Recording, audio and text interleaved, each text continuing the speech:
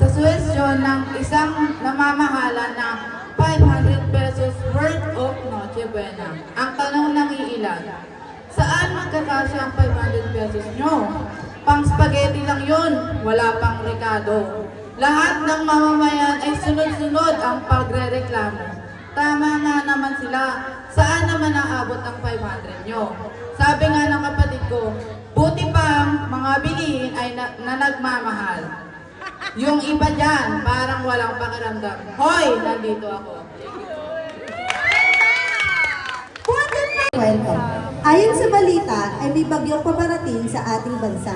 Kaya pagising ko sa umaga ay nagsalang na ako ng tubig na mainit gamit ang aming electric kettle upang magkape at nagsaing na din ako gamit ang aming rice cooker. Dahil naubusan kami ng gasol ay nagluto ako ng ulam gamit ang aming multi-cooker.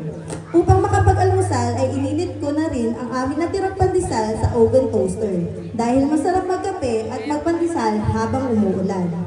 Dahil sa mahal ng gasol ngayon ay wala akong pera upang makapagpakarga para magamit ang aming 2-burner stove dahil sa taas ng mga bilihin sa ating bansa. Dahil sa bagyo, ayon sa balita, ay may posibilidad na bumaha kaya ang aming mga gamit ay amin ang tinaas tulad ng aming kitchenwares and dinnerwares at iba pang mga appliances. Dahil sa tinding lakas ng bagyo ay nawalan ng kuryente at nagkaroon ng malawakang pagbaha na naging resulta ng mga flood control ghost project na ibinulsa ang perang para sa pagpapagawa ng mga kalsada at drainage. At ang ating gobyerno ay nagpamahagi ng groceries at bigas sa mga taong naapektuhan ng bagyo. Maraming mga bata, matatanda ang nagkaroon ng sakit, kaya pumila sila sa nakita nilang mga tables and chairs na may mga health workers pala upang sila ay masuri at matignan. Dahil maraming pamilya ang nawalan dahil sa bagyo na na-wash out ang kanilang mga bahay, pati na rin ang kanilang mga pangkabuhayan, ay binigyan lamang sila ng 5,000 piso bilang pangsimula daw. Ito ba ang kapalit ng nararanasan nating malawakang pagbaha na ayudahan lamang tayo ng kaunting limos kagaya ng groceries, bigas at 5,000 piso?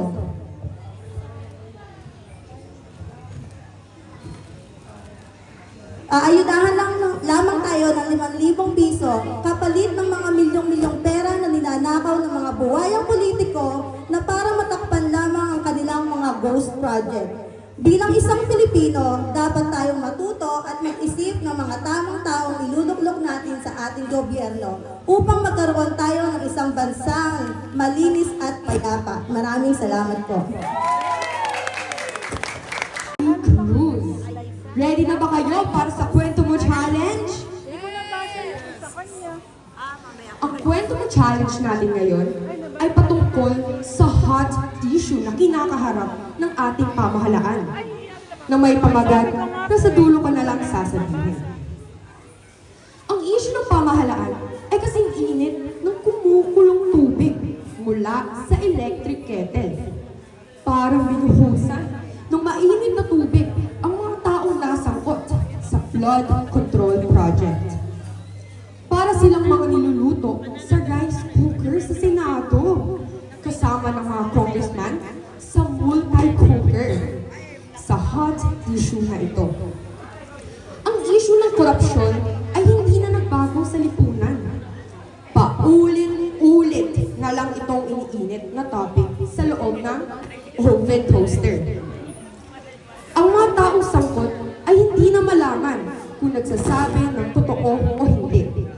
Doble cara, parang 2-burner gas stove. Depende sa estado ng kaso. Kumpleto ang kwento at mga statement nila. Pag nag-eyewitness, kasing kumpleto ng kitchenware at dinnerware ang statement. Punong-puno ang salot ng paghihintay ng taong bayan para 25 kilos sako ng bigas. Kumpleto ang ebidensya, pero hindi matapos-tapos ang investigasyon. Parang grocery items. Kumpleto sa rekado. Lifetime problem na ang politika. Kung sino ang mga nakaupo, sila ang pinuno. Parang yung second prize lang natin yan, na lifetime table at mga upuan. Eka nga ng mga netizen, bigyan ng jacket yan! Kasi nga ang gagaling nilang lahat. Samahan na din ng 5K pesos para kumpleto ang papremyo. Ito ang kwento mo, kwento ko at kwento nating lahat na hindi na dapat sana masundan pa. Dahil hindi lang kalikasan ang nasisira, kundi pati kinabukasan ng ating mga kabataan. Hindi lang milyon-milyong pera ang nawala, kundi pati milyong-milyong pangarap, lalo ng bawat Pilipino at lalo ng bawat Bulakenyo. Sana ay matigil ng ating pagiging sakim at pagiging makasarili para sa maayos na kinabukasan. Ito ang political showcase ng bayan. Thank you.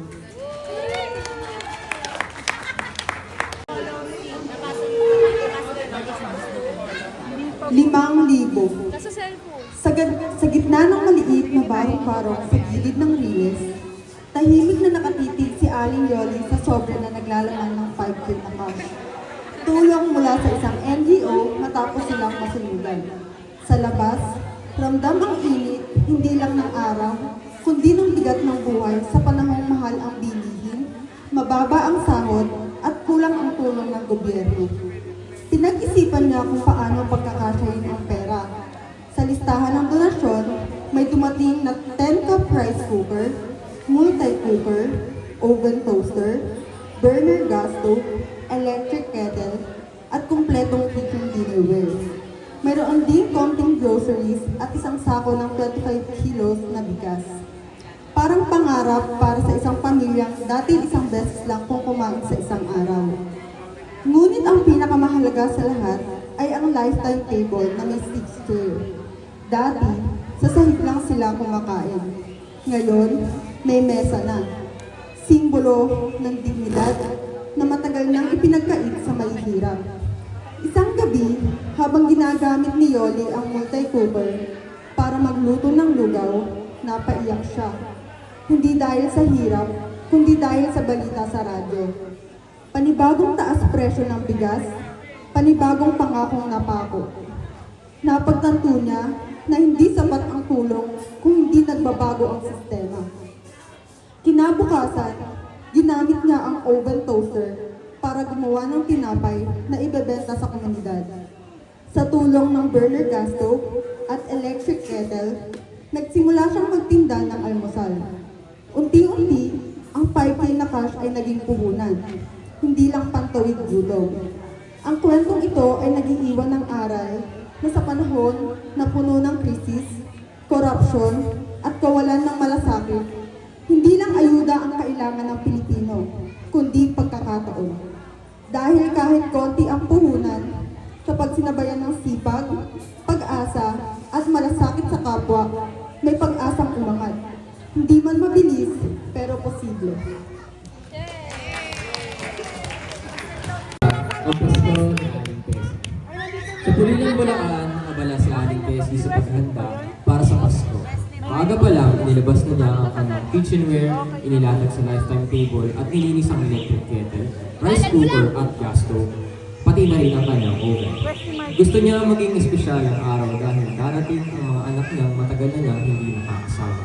Habang pinapainit ang kalan, napaisip siya kung paano pagkakasyahin ang budget para sa groceries at cakes. Narinig niya sa radyo na 500 daw ay sapat na para sa Noche Buena. Ayon sa gobyerno, napailing siya at napangiti ng mapait at napasabi kahit bigas at sardinas kulang pa din. Bulong na. Maya-maya, dumating na ang mga anak niya. May dalang ngiti, yakap at mga regalo. Ang 5 ay nagbigay ng tag-1,000 at nakuntuwa niya nang makita niyang may 5,000 na siyang hawak. Sapat na para mapuno ang mesa ngayong Pasko. Ang bunso naman ay may dalang multi-cooker, regalo daw para mapadali ang pagluluto ni Aling Tess. Napaluha si Aling Tess sa tuwa habang inilalabag ang multi-cooker. Napatingin siya sa radyo at mahinang napasabi na sabi nila sapat na ang 500 ngayong Pasko, pero hindi naman. Yun nga po, thank you. Very nice. Hindi ko alam kung ako yung pinakabata, kaya hinuli ako ni Quincy. Magandang gabi po sa inyong lahat. Bago po ako magsalita, ako po pala isang barangay secretary. Pero hindi po namin ito gawain sa aming barangay. Ang title po ng aking sanaysay ay Sa Gitna ng Baha. Dalawang electric kettle sabay kumukulo, parang pangako ng pagbabago. Isang rice cooker na 10 tasa sa pansana sa pamilya kung hindi tumataas ang bilihin. May multi-cooker, marunong ng maraming luto, ngunit ang plano ng bayan ay isa lang ang recipe. Paulit-ulit. Pero hindi umaayon sa problema. Pinapatawag sa Kongreso ng paulit-ulit, walang nangyayari. 2 oven toaster kasing init ng salita ng opisyal, ngunit malamig ang aksyon kapag tapos na ang halalan. Animoy artistang hindi maabot, sing taas ng bahay doon sa Golden Ridge. Sa 2 burner na kalan, isa ang sinti para sa proyekto, isa para sa bulsa ng mga buhaya, kaya kulang ang apoy sa solusyon. Ang hapag-kainan at kitchenware, dati puno ng salo-salo, ngayon lutang sa tubig ng baha.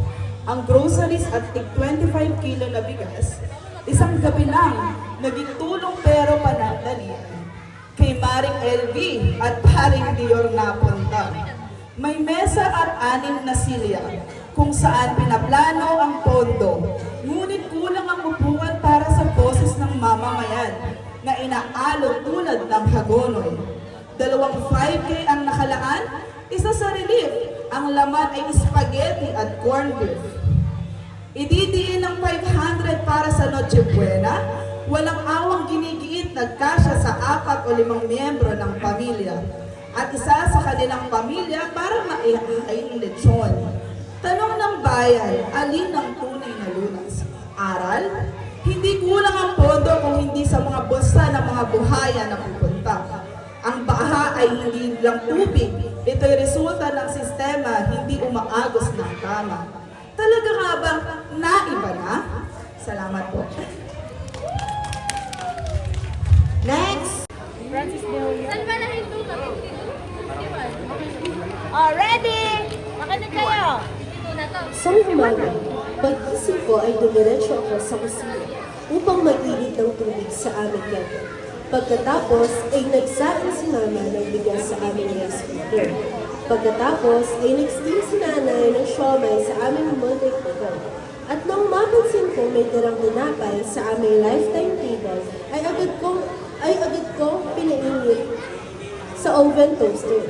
Pagbukas ko ng ref, ay may nakita akong hotdog at itlog. Kaya agad ako nagsalang ng kawali sa aming double burner gas para iprito ito. Pagkatapos kong magluto, ay agad na akong naligo dahil ako ay pupunta sa meeting na sinad ng aming punong barangay upang pag-usapan ang mga lumalalang suliranin na dapat solusyonan sa komunidad. At nang aalis na ako, ay binigyan ako ni mama ng 5,000 pesos para bumili ng groceries pagkatapos ng aming meeting. Salamat. Okay, tapos na ang lahat. Kwento ni Lola. Good day, Papa Jesus. Hello, December. Be good to me. Yan ang nasambit ko habang ako'y nakaupo at umiinom ng kape sa aking bagong mesa at silya na kahit gawa sa plastic ay maganda naman. Panay plastic na lang kasi ang makikita mo sa mga tindahan at bihira na ang mga gamit na gawa sa kahoy. Paunti ng paunti ang mga punong matatagpuan sa kabundukan dahil sa illegal logging. Ayun tuloy, baha at landslide ang dinaranas ng mga tao kapag may bagyo. Tuloy-tuloy ang pagbaba ng tubig sa kapatagan na sumisira sa mga kabahayan at gusali dahil sa kawalan ng maayos na flood control. At kung mayroon man, hindi rin naman maayos. At tanghali na pala, napasarap ang pag-inom ko ng Nescafe at diniglaan ng asukal at coffee milk. Ternong-terno ito sa gardenia bread na pinalamanan ng Esos. Solve na ang almusal ko. Magluluto na lang ako ng panghalian. Gagamitin ko ang 2 burner gas stove na regalo sa akin ng kumare ko. Para mapabilis, magluluto na lang ako ng corned beef at gagamit ako ng kahoy na sandok para hindi magasgas ang non-stick na kawali ko. Imagine, sundok na lang pala ang pwedeng gawa sa kahoy ngayon kasi nga, kalbo na ang kabundukan. Napansin niyo ba? Lahat na lang ay tumataas, pati kuryente. Panay ito kuryente pa naman ang gamit ko sa kusina. Rice cooker para sa bigas, oven toaster para sa pandesal, multi-cooker na panlaga ng itlog, at electric kettle na panlaga ng tubig para sa kape. Aba, kada buwan ay lagpas 5,000 ang bill ko. Pero ito ang magandang balita. May abiso ang Meralco na sa December daw ay walang disconnection. Kaya hindi na muna ako magbabayad. Gagamitin ko muna ang pera sa iba kong bayarin tulad ng wifi na napakahalaga para sa aking mga anak. Yung natira yung ang bibili ko ng pang Noche Buena. Naku, 500 piso na lang ang natira. Kaso na kaya ito para sa pamilya ko upang makapamenda ng kahit kaunting masarap sa Noche Buena? Tipid-tipid muna. Ang importante ay sama-sama tayong lahat at maligaya sa aming Pasko. Paalala, kailangan kahit hindi Pasko ay magmahalan at magbigayan. Merry Christmas! Maraming salamat po.